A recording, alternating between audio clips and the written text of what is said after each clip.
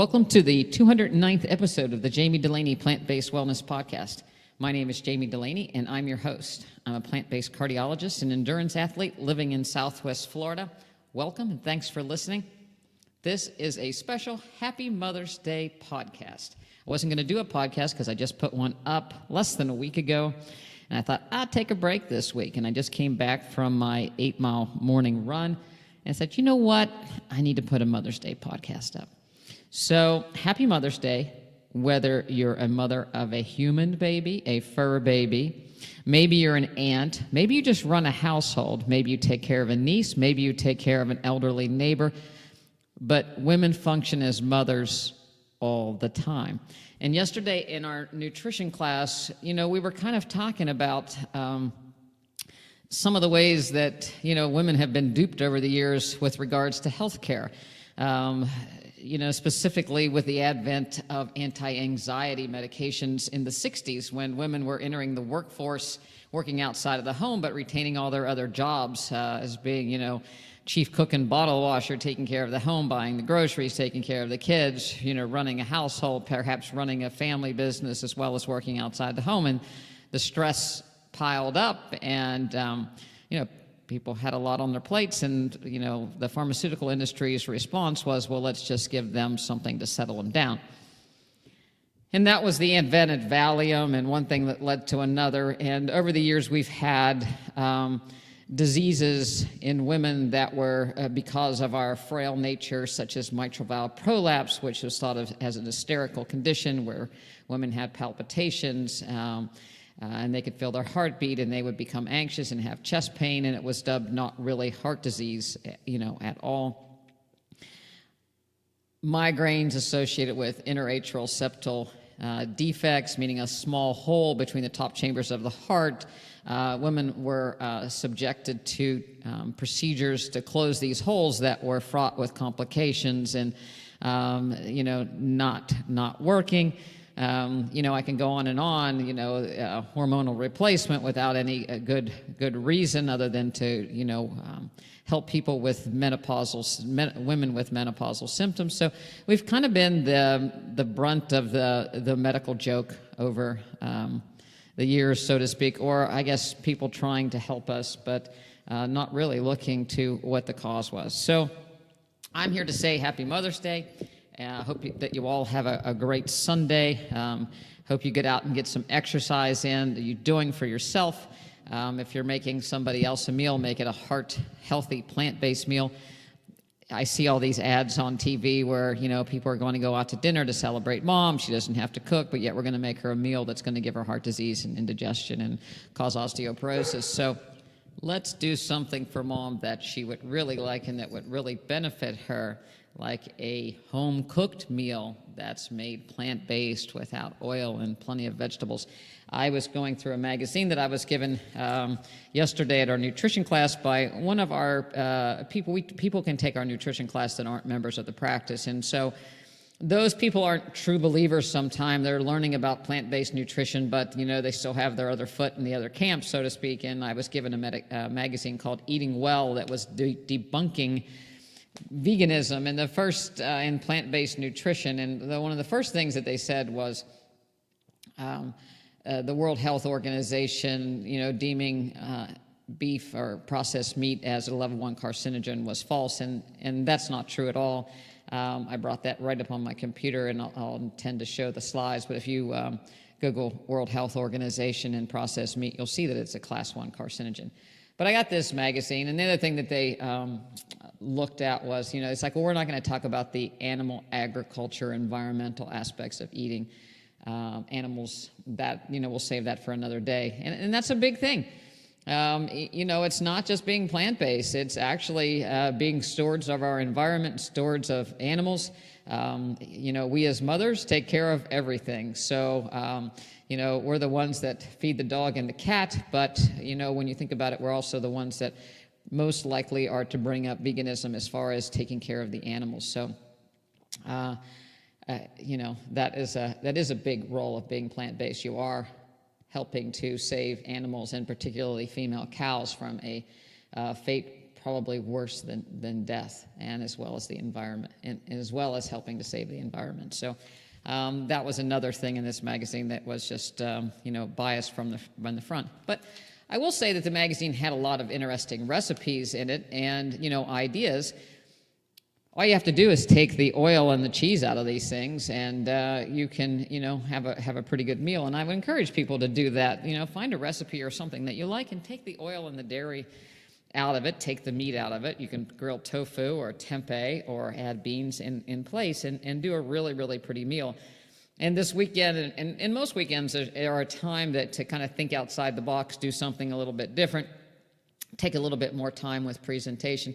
So if you're looking to give the mother or woman in your life something special this weekend, how about going to the extra yard and making a nice dinner for them, plating it very nice, everybody that gets to enjoy it. And if everybody around the table's healthy, then mom's going to feel better as well.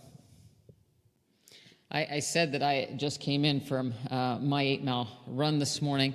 I'm kind of on the reverse taper after the Mendocino Ultra, and I'm starting to get back into triathlon training. I was swimming yesterday. I'll swim twice a week, and I'll bike 2 or 3 times a week. I'm going to go for a bike ride tomorrow on Mother's Day. But my mother's also very active, she's going to be 86 on Monday. Happy birthday, Alfreda Dulaney. And she is actually on the golf course right now, getting her golf in after staying up well past midnight to watch the Golden State Warriors move on in the playoffs. So she's an avid basketball fan. She plays golf. She goes to yoga once a week, and she does Zumba. So at 86, she's very active, and she has been the matriarch of our family.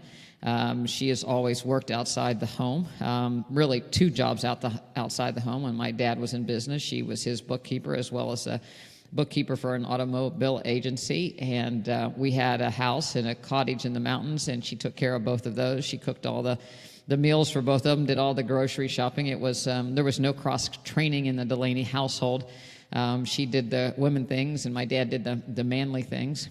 And we will have an episode on Father's Day, so stay tuned, guys, if you're turning the podcast off right now. But, she's always set an example. She played outside and played softball when I was small. She's snowmobiled, she's cross-country skied, so she's always been very, very active, and it showed.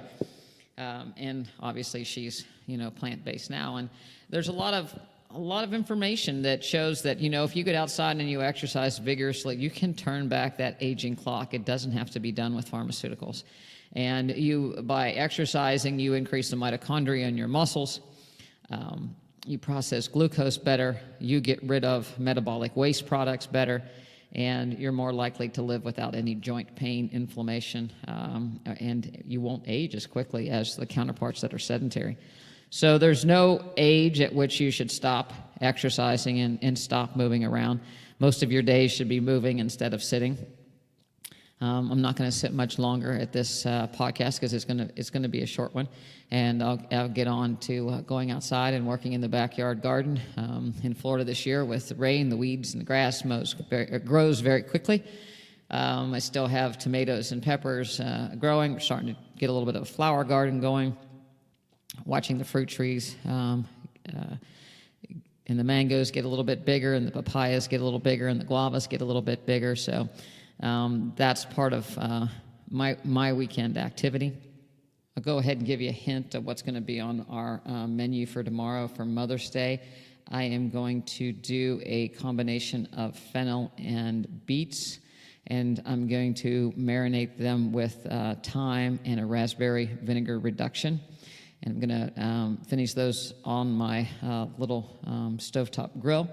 I'm also going to do some asparagus, and I believe I'll do mashed potatoes and mushroom gravy. And probably do some sort of a lime tart if I can find limes. I'm not going to do a crust on the lime tart. I don't think so, or I'll do something very, very light because I do like to stay away from the nuts. For myself, they cause me a lot of gastroesophageal reflux, much too much acid. But eating nuts in a pie and a lot, it also causes it'll increase people's cholesterol because you get those plant fats and you turn them into cholesterol. So I try not to do too heavy on the nuts, and maybe a few for breakfast, but I keep my omega-3s more in the line of chia seeds and flax seeds in the morning and breakfast, and sources like kale and beans as a source of my omega-3s. Watermelons are starting to come into season, as well as blueberries down here in Florida. So again, this is my favorite time of the year. We start with blueberries and watermelons and papayas, and then mangoes come on season. And it's just a great time of the year to enjoy fruits and fruits as dessert. As far as training outside of swim, bike, and run, and doing a little weight training in our practice, Addie Meinerich, our registered dietitian, also has a degree in exercise phys, and she's been doing some workouts for our members. And so, back into some circuit training with weights, a lot of body weight early on, and get my weight training in going a couple times a week. So we're really fortunate to have her in the practice so that we can make sure that our members are getting two weight training exercises or 2 weight training sessions a week. We also offer yoga at our practice for stretching, relaxation, and balance. And it's been it's taken the community of our membership practice to another level. People have gotten out of their comfort zone to try something new by doing yoga. They've experienced benefits from the breathing techniques, as well as balance and strength, and just the community from being around others, being present, having that little moment of quiet. So it has been a great addition to the practice. And I've also added, I'm doing an online course with Brian McKenzie, if you haven't. And we're going to have him on the podcast in a few weeks to look at how breathing can help you not only in everyday life, but in sport and in stressful situations. So I've been adding a morning breathing practice and trying to incorporate that into my running. Again, with moms being chief of everything, the stress level can be high, and people run on a high sympathetic tone, and over time that causes a lot of stress, increase flight or fight hormones. It raises blood pressure. One of the mechanisms of high blood pressure is just an exaggerated response of the blood vessels to increased sympathetic tone. And so through breathing techniques, you can actually enter more into the parasympathetic world, the calming world. So decreasing that sympathetic tone will allow us to have more vasorelaxation. Breathing through your nose generates nitric oxide so that the blood vessels relax, and that's the way that we're starting to focus on the practice as far as helping people to lower their blood pressure, as well as get the sodium and the fat out of their diet, get the inflammation out of their diet. But breathing is a great way to start this process off. I'm also looking at ways to extract more oxygen through my activities, so that you have to be more tolerant of carbon dioxide. So breathing through your nose and controlling your breath, allows for this. So I'm looking forward to seeing what kind of gains I can get through this triathlon training season, incorporating the breath work into the work with weight training and swim, bike, and run. So if you have some time tomorrow and you have, give mom a moment of peace and relaxation, so perhaps she can get a little breath work in, a little peace, a little quiet, get that sympathetic tone out, go for a walk, enjoy the day. I say that with a little smile on my face because I can still remember an episode when I was probably not that old, I'll say 6, 7, that I got in trouble on Mother's Day. And actually, it was back in the day when you didn't spare the rod. And I can remember, kind of going around the dining room table and getting into big trouble with my mother on Mother's Day. So I apologize, Alfreda, for being bad on Mother's Day. And I'll try to be better tomorrow. and hopefully I won't get in too much trouble with her tomorrow, and stay out of trouble. But if you can make Mother's Day a calm day, I'm sure everybody would appreciate it. And at 56, I'll appreciate having a calm Mother's Day more than I did at 6. So I'm going to wrap this up and say Happy Mother's Day to all the women out there, whatever your role is, as a leader of your household, or a supporter or a caregiver in your household or in your environment. And I hope you have a good day. I hope you get some a chance to relax and breathe a little bit, enjoy the outside, get some exercise, eat some really good, colorful plates of whole food, plant-based. Keep the oil out of there, and have a great day.